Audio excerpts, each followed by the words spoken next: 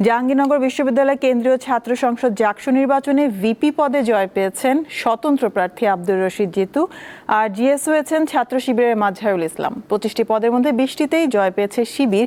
এ বিষয়ে আমাদের প্রতিবেদনটি দেখে নেব।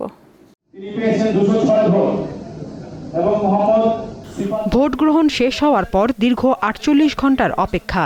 অবশেষে শনিবার বিকাল 5টার পর সিনেট ভবনে শুরু হয় জাহাঙ্গীরনগর বিশ্ববিদ্যালয় কেন্দ্রীয় ছাত্র সংসদ জাকসু নির্বাচনের ফল ঘোষণা। প্রথমে 21টি হল সংসদ নির্বাচনের ফল ঘোষণা করে নির্বাচন কমিশন। ওয়ালটন এখন দেশের সীমানা পেরিয়ে পৌঁছে গিয়েছে 50টিরও বেশি দেশে। ওয়ালটন, ঘরে ঘরে বিশ্বজুড়ে। পরে ঘোষণা করা হয় জাকসুর 21টি পদের ফল। এতে ভিপি পদে জয় পেয়েছেন স্বতন্ত্র প্রার্থী আব্দুর রশিদ জিতু। তিনি পেয়েছেন 3,334 ভোট। তার নিকট প্রতিদ্বন্দ্বী ছাত্র শিবিরের আরিফুল্লাহ আবিদ পেয়েছেন 2,000 ভোট। ছাত্র দলের শেখ সাদি পেয়েছেন 648 ভোট।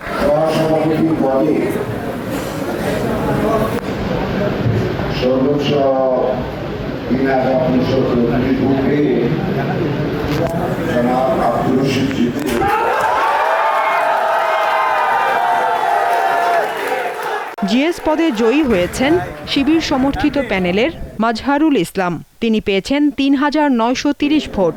তার নিকট প্রতিদ্বন্দ্বী ছাত্র দলের তানজিলা হোসেন বৈশাখী পেয়েছেন 941 ভোট।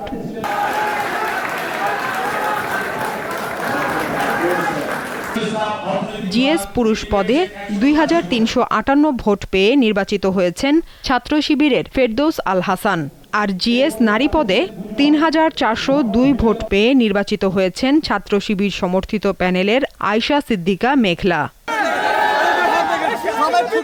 ফল ঘোষণার পর নবনির্বাচিত ভিপি সমর্থকেরা ক্যাম্পাসে আনন্দ মিছিল করেন। আমাদের একটি প্রথম কাজ থাকবে, এই জাহাঙ্গীরনগর বিশ্ববিদ্যালয় থেকে সকল প্রকার দলীয় যে লেজিসলেটিভ রাজনীতির চর্চা সেটি বন্ধ করবে ইনশাআল্লাহ।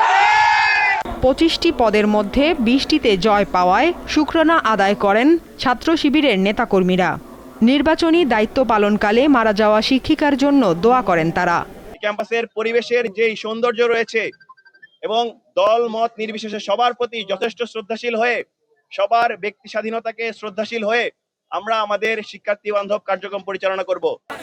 জাকসুর নির্বাচনে 25টি পদের বিপরীতে প্রতিদ্বন্দ্বিতা করেন 177 জন। অনিয়মের অভিযোগে ভোট শেষ হওয়ার ঘণ্টাখানেক আগে নির্বাচন বয়কটের ঘোষণা দেয় ছাত্রদল সহ 5টি প্যানেল। 33 বছর পর অনুষ্ঠিত হলো এই নির্বাচন। দীপ্ত, বার্তা কক্ষ।